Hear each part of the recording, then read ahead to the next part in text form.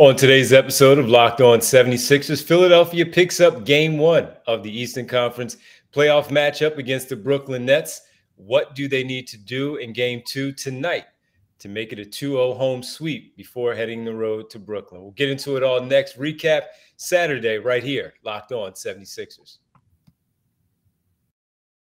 You are Locked On 76ers, your daily Philadelphia 76ers podcast. Part of the Locked On Podcast Network, your team every day.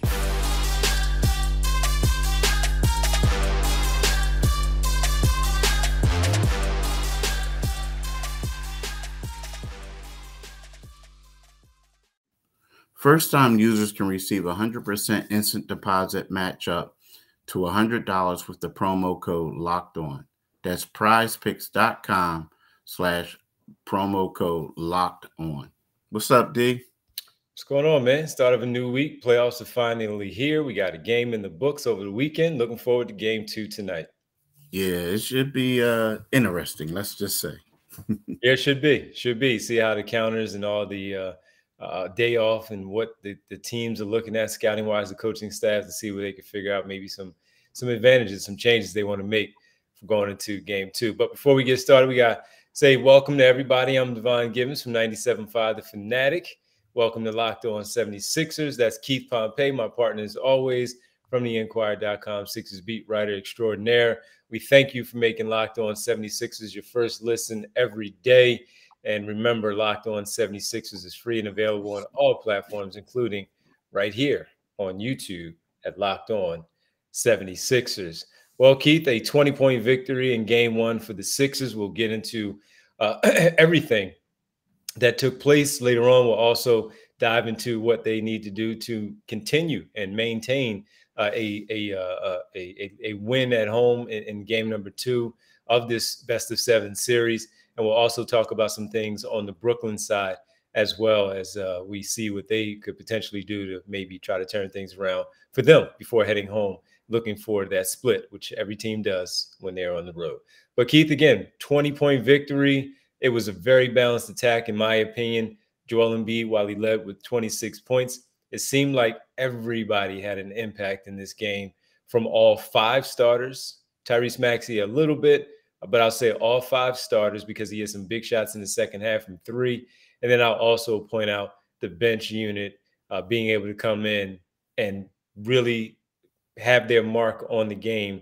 Every player did something in the game for Doc Rivers' club off the bench. So those are just quick observations for me. Of course, we'll break it all down, talk back and forth about it. But what were your observations from this one in Game number 1 on Saturday afternoon? You know, I think the main observation was the first thing that stood out to me was how well the bench played. I felt like early on, the Sixers were struggling a little bit to get their shot. They weren't really shooting the ball particularly well. And the first guy that came in was DeAnthony Melton. The next, they brought in George Niang and Jalen McDaniels. And they provided instant offense. I mean, they were hitting nice threes. They got them like a little bit off the snide a little bit. And then all of a sudden, it just seems like the team followed suit.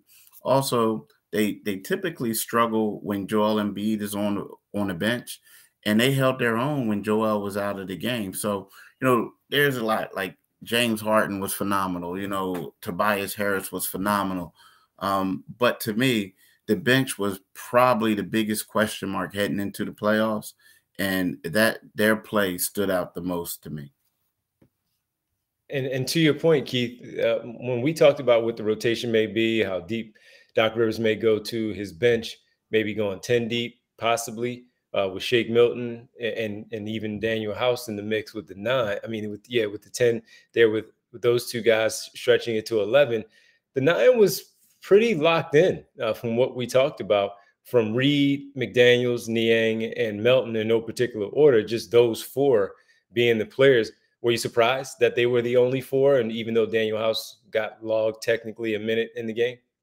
No, I wasn't at all. I mean, that's something that we kind of talked about, before. I guess, yesterday we talked about it on Sunday. I feel like, those are the guys who right now deserve to play. I mean, they fit in well. You know, some people might say, well, what about Shake? The problem is when you reduce that bench, you look at Shake Milton. I think he deserves to play. He really deserves to play. But you're going to have the ball in Harden's hands. You're going to have, and he's going to play 40 minutes typically. And then you have Tyrese Maxey when he's not in there, and DeAnthony Melton. So unfortunately, he's kind of like a luxury to have right now. Someone, if you need him, he'll play. But we look at these other guys and the versatility that they bring, and George Niang's shooting. You have to say that this has to be their rotation, and it's not surprising to us at all because these 10 guys who played are basically the 10 guys who played the latter stages of the season. And it's not that Shake Milton has done anything wrong. It's just more of there's no room for him right now, unless Doc Rivers sees a spot. Same way with Daniel House. He's probably not going to get time unless Doc Rivers sees a moment where he calls his number and Daniel House will be on the floor with his team. Other than that, I just don't see either of those two. But I thought that it was good to see the four coming off the bench and once again have that production. When you talked about DeAnthony Melton, Sixers was struggling to hit from the outside. As soon as he came in, he had a three-pointer for the Sixers. We know how streaky he is, but hitting that three-pointer in the big spot early where they were trading baskets with Brooklyn, that was a key moment there in the first quarter. George Niang also had one. I believe he stretched it to 20 to 16 with his three-pointer, and they were going back and forth with Brooklyn. So you saw early that at least they had their shots, and then they fell. And then they eventually went on to have a record in the playoff game, right? 21 made three-pointers in the game, good volume of shots, over 50% from three. And they simply shot the ball extremely well from beyond. And a part of that was because George Niang and DeAnthony Melton found their way on the floor, knocked them down. Jalen McDaniels had one also in the key spot for the Sixers in that second quarter, I think it was third quarter for Jalen McDaniels. And their roles were definitely felt in game one. What did you see from the starters, man? Everybody, as you mentioned, phenomenal. James Harden, Tobias Harris. Embiid was just regular with his 26. But I did think overall he played a good game. He was just regular. He didn't have to go off for 36. He played 26, got to the free throw line. He was perfect from the foul line. As a team, they shot 16 for 16. And the only one that you had a few questions was really offensively, and that was Tyrese Maxey. He finished with 13, but he hit a couple of threes in the more opportune time for the Sixers when they needed it. And everyone, I thought, overall played a good game as far as the starting five as far as the starting five goes. Yeah, I would agree. I mean, you look at Tobias Harris. He was aggressive. He was attacking. He took advantage of the opportunities that were provided. You know, like, yes, Maxey was a little erratic at times, but at the same time, you know, if you're Doc Rivers, I'm going to call him Brett Brown. If you're Doc Rivers, it's one of those things. If I could have PJ Tucker grabbing 5 offensive boards and getting 5 steals and hitting 2 threes, and I'll live with a erratic Maxey knowing that he'll hit the big shots when need be. You know, when you talk about James Harden, I kind of like the way he played as well.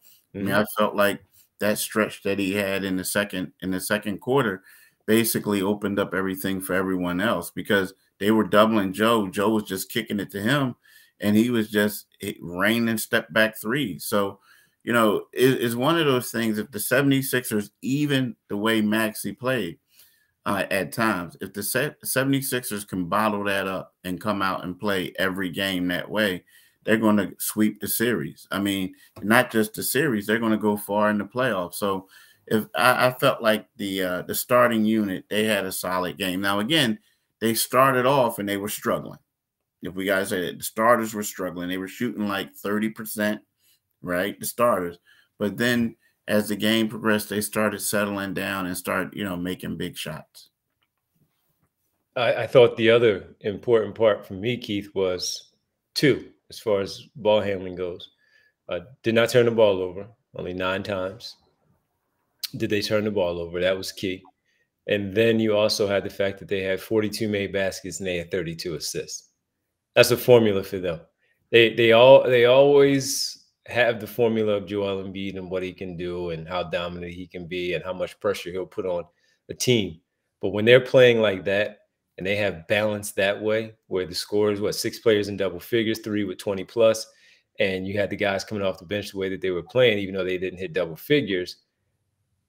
If you're sharing the basketball, 32 for 42 on assists, that's pretty darn good. That is their formula for success.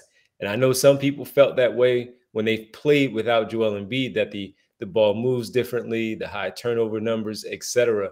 Well, you saw that on Saturday. You can win that way. This is where, when we're talking about in the playoffs, the sacrifice that we talked about in the beginning of the season and even during the season to get to the 54 wins, if you're willing to sacrifice individual performance for that type of basketball to be played, this is why we talk about them as being one of the better teams in the NBA with the chance to actually, to your point, go deep and maybe even still be playing in mid-January. Yeah, they just got to bottle it up for game 2. They can't get overconfident because, typically the game 2 is normally the toughest game because you got the one team that lost and they want to come out and show what they can do. And the other team sometimes get a little bit complacent.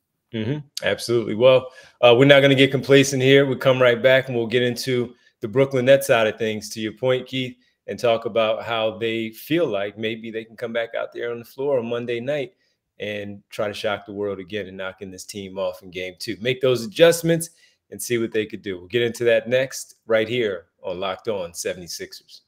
You know what, D, in the last week of the regular season, I had a night where I said to myself, I'm going to take Luka Doncic to score more than 26.5 points. LeBron James to have more than 7.5 rebounds. Kevin Durant to make less than 6'5" assists. And Steph Curry to have more than 3.5 three-pointers made, right? So the thing about it is, when you talk about prize picks, what you do is you pick 2 to 6 players, and if they will go score more or less than their prize pick projections, you can win up to 25 times your money on any entry. There's no competing against other people. It's just you and the projections available. Prize Pick offers projections on any sport that you can watch, right? Entries can be made in 60 seconds or less. It's that easy. They're safe and fast withdrawals. So how do you go ahead and sign up, you ask? Download the Prize Pick app or go to prizepicks.com to sign up and play daily fantasy sports. First-time users can receive 100% instant deposit match up to $100 with the promo code LOCKEDON. If you deposit $100, Prize Pick will give you $100. If you deposit $50, Prize Pick will give you $50. Don't forget to enter the promo code Locked On at sign up for an instant deposit match up to $100. Welcome back. Thanks for making Locked On 76ers your first listen every day. Everydayers, tomorrow on the show, we'll be recapping game number 2 and seeing if Brooklyn has made their adjustments to take game 2 and make sure they split in that first 2 matchups, or if the 76ers move on to Brooklyn for Thursday night's game with a 2-0 lead. We'll get into all of that tomorrow, of course. But Keith, the Brooklyn Nets, to your point, outside of Mikal Bridges dropping 30 points in the game, Keith, he was tremendous. He had 23 in the first half, only 7 in the second half. And largely, sure, we give credit to the Sixers for some adjustments defensively. But this is where we talk about making adjustments. Why didn't Brooklyn do more to get him the basketball after he was rolling the way that he was in that first half? Why did they go away from him? And then secondly, outside of Cam Johnson, is anyone else going to step up and help Mikal out? You know what? This is crazy because, I looked at it. I think Tobias did a pretty good job, like with the denial. He did, put it this way, he did a better job against Mikal than the other 2 dudes did when they were in there, right? Like they were like, he was doing whatever. But I also think that, like you said, the Brooklyn Nets could have done a better job. Like, I think where we are right now with the Brooklyn Nets is that this is a team, to me, that they're saying at this particular time that we don't have any superstars. We got a balanced attack and we're going to play this way. Well, yesterday was one of those days where you spread the floor, you give Mikal the ball, and you just let him go to work. You know what I mean? Because he had 7 points, but he only had like two shots. That was it. And he was 2 for 2.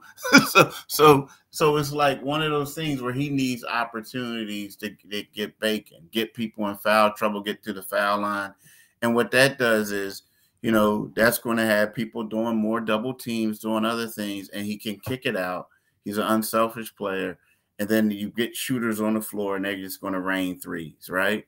So when you look at that, you say, and you also looked at, they shot around 60% from the foul line, right? Mm-hmm. So you look at it and you come back and you say, yes, could they have done a lot of things better? Yeah, of course. But my thing is, you are absolutely correct. It was a point where, in my mind, I felt like they were too focused on saying we are a balanced attack than studying the room or letting the hot hand keep staying hot. Yep, exactly. And I didn't see that. Yeah. So some of the adjustments are, in my opinion, of course, to continue to allow Mikal to do the things that he did, but yeah, also get others involved by calling more plays in that way. But they didn't shoot poorly. They turned the ball over. That was a big part of their problem. They turned the rock over, and I believe the Sixers had close to 19 more field goal attempts than the Brooklyn Nets did. So that's not going to be easy for you to overcome that when you turn the ball over. They're scoring on that end. Then Brooklyn also has to keep a body on guys, because you mentioned PJ Tucker with 5 offensive rebounds. Paul Reed had 2. The Sixers overall, they had double-digit offensive rebounds, and they dominated in that category 21-3 in second chance points. So that's another thing that they're going to have to do. Look, there's just not enough talent for Brooklyn, so they're going to have to play as close to perfect as they possibly can in order to beat the 76ers. And part of it is, when you have a hot hand, he's the number one guy, you got to let the number one guy continue to score, but the others are going to have to find a way to get more involved too. It's not like he's just hogging the basketball. We've seen where that can happen, and that can be a problem for the opposing team, for that team. That was not the case. It seemed like, as you said, they were very, very conscious of trying to have the others get going too. And as a result, it may have backfired on them in a bit. So they need to protect the basketball. They need to keep a body. These are things that we've talked about with the Sixers for so many years, but they're not talented. They're not as talented as the Sixers, where they can have those kind of mistakes and have them hovering over them in that game and still win that particular basketball game. Yeah. Well, yeah, I'm with you, man. Yeah, well, we'll see what happened. And with it, in our final segment here on the other side, we'll break down some things that we need to see from both teams in there, but specifically the Sixers, to pick up Game 2 at home tonight. Game 2 of the Eastern Conference quarterfinal matchup, first round, Sixers and Nets. Sixers take Game 1. Nets looking to rebound and even up the series before heading back to Brooklyn. Game 2 can always be a treat, man. So we'll get into that next, right here, Locked On 76ers. But as we are here and we are in the middle of April now, we're feeling good. The weather's starting to break a little bit. We'll have a few cool days again, but overall the weather's starting to break. So you're feeling good. You're definitely within your training. You've already trained since the new year to get your body right. And sometimes you just need a snack on a late night or at work during, a downtime. You might feel like you need a snack there, late night after dinner or after a workout, and you're looking for a delicious snack, but you don't want all the sugar and the calories, right? Then you need the best tasting protein bar that's built. You got to try it. If you're like me and you want to make healthier snack choices, but you don't want to compromise the taste, I'm big on it. It has to taste good. I've got just the thing for you. Built Bars and Built Puffs. The Built Bars are healthy and taste amazing. Seriously, they taste so amazing you won't think they're good for you. You got to try it. And look, they come in 100% real dark chocolate. That's right, real chocolate. That's what makes them so good. And then they come in these unbelievable flavors. cookies and cream, my favorite, churro, and peanut butter brownie. And now, even with 130 calories and 4 grams of sugar with a whopping 17 grams of protein, now you don't even need to wait for your box by ordering just on built.com. You can still do that. However, for years we've been telling you about that way just on the website, where now you can get them at your local Walmart or Sam's Club while you can still get your specialty flavors still. Again, at built.com. That's right. Head to your nearest Walmart today, walk to the pharmacy section, grab yourself a box of Built Bars. You can pick up a 4-bar box of cookies and cream, double chocolate bar, coconut puff. If Sam's Club is your choice, run in, grab that 13-bar box with our hit flavors, brownie batter puff and churro puff. You'll thank me later. All right, welcome back. Locked On 76ers at the Keith Pompey. I'm Devon Givens. Keith, what are some matchups or what are some keys tonight that you're looking for in game 2?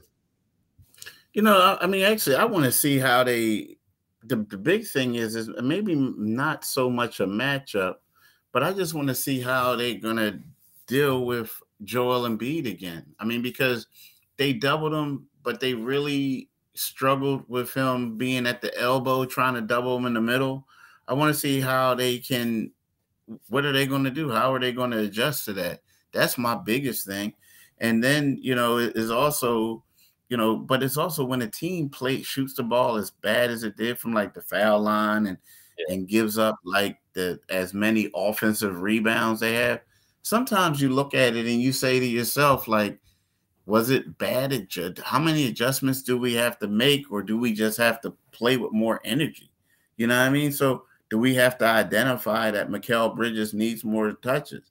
So to me, it's really what Jacques Vaughn does. Like, what's his game plan? Like, are we just going to go at it again and just play with more energy, or are we just going to make some wholesale changes? I don't think they really need to make a bunch of changes. It's just that they got to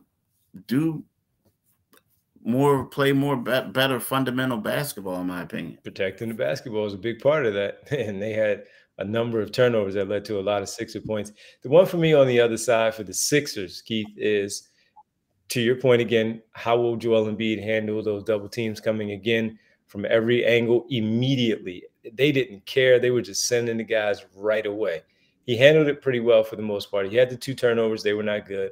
And I can count 2 other times where I thought he didn't handle it well. But he played 35 minutes, in the game. So overall, with those 2 turnovers, that's pretty good. Still getting 26, got to the free throw line 11 times, shot a decent percentage as well. So I thought he played a good game. He played an unselfish game where he found his teammates. The other part, Keith, for me is, can we see Tyrese Maxey again be more than the 13-point per game scorer? He wasn't a problem. I'm not saying it like that. I just want to see if he gets on track. There was the length that we talked about between Finney-Smith and Cale that he may struggle with some of that. He had a couple of big shots in the second half. He from 3-point range, and he ended up in double figures. But he just doesn't seem like the explosive Maxey that we've been talking about all season long, that really just has his imprint on the basketball game. So he is one that I'm really focused on to see how he comes back in game 2. We saw him yesterday at practice where he, Melton, and Harden were shooting, and they were shooting in this round, basically like an around the world behind a 3-point line drill. And he was drilling them. I want to say he won. And based on how we saw it, because of how you advance to each spot around the perimeter. And I'm very curious to see if he's able to make shots from the perimeter, if that instead opens up his driving and finishing at the basket, or if he is able to use that speed, get to the basket early, and then again, that opens up his outside shooting potential later on. Yeah, it does. You know what? I felt like, at least early on, like he had some good looks. I felt like, it's the playoffs. I felt like he was a little sped up a little bit. Like he sped himself up. Like he was like going 100 miles an hour. Which he always does. Yeah, he does. But he can slow it down too. Yeah, but it's like, how like there's certain people, they go quick, but they go but that's their speed.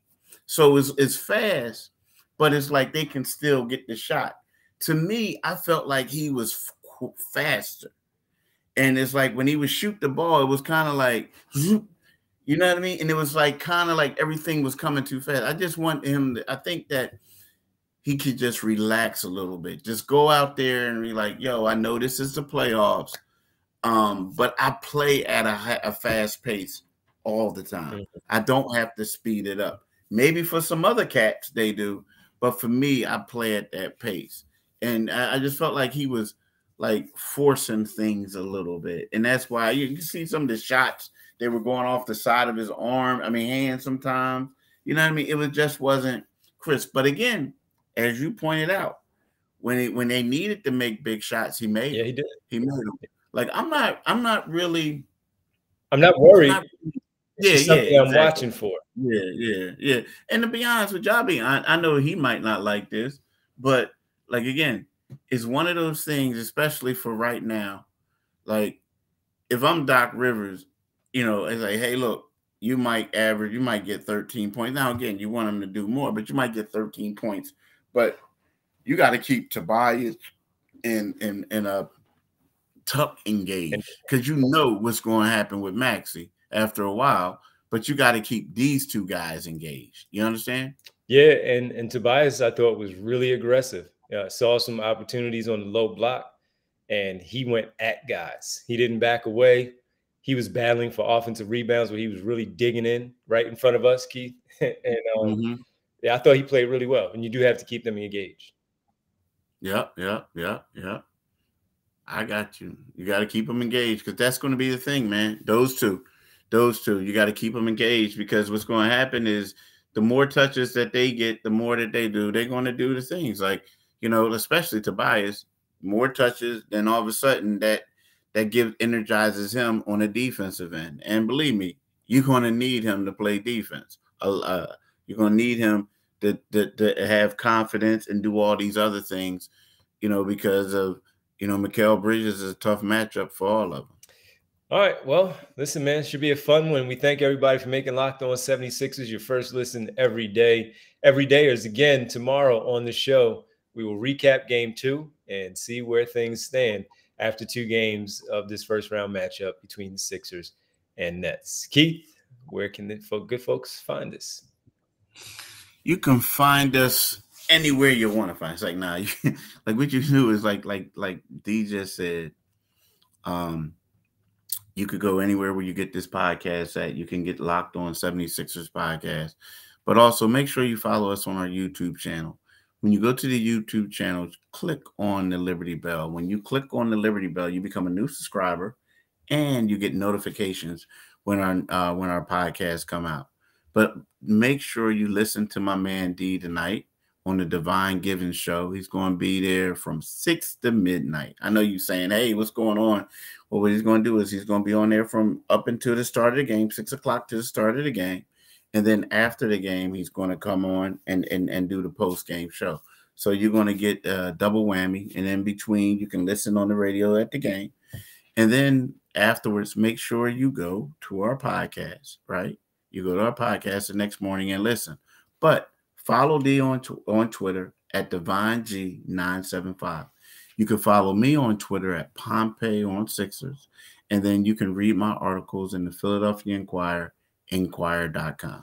Well, man, look forward to seeing you later on tonight and see what happens, because this is going to be fun. It's going to be fun. A nice little game too. See how I can't wait for the chess matches again. The adjustments. Yeah, exactly. Game 2, the adjustments. That's what it's all about. Exactly. That's what it's all about, brother. We'll see. We'll see. Yes, indeed. And we'll see you all tomorrow. Enjoy the rest of your day. We'll talk to you tomorrow after Game 2. Thanks, Keith. Peace, brother.